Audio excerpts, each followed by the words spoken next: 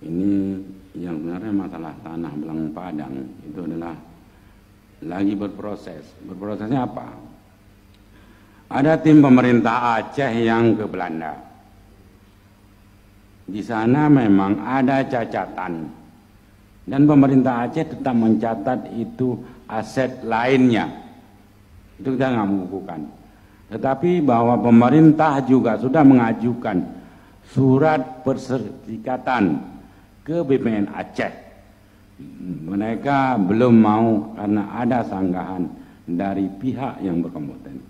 Tapi yakinilah bahwa semua berproses. Karena itu memang ada cacatan masa lalu itu tanah wakaf dikatakan. Tetapi kita nggak punya bukti. Yang ada buktinya hanya di Belanda. Dan kepala BPKA masanya itu Pak Jari sudah ke sana. Dan kita sudah melampirkan itu sampai hari ini BPK mencatat bahwa itu dianggap aset pemerintah Aceh. Satu.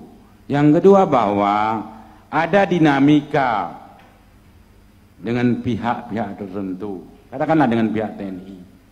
Tapi semua kita selesaikan dengan rasional, tidak dengan emosional. Saya pikir itu. Terima kasih.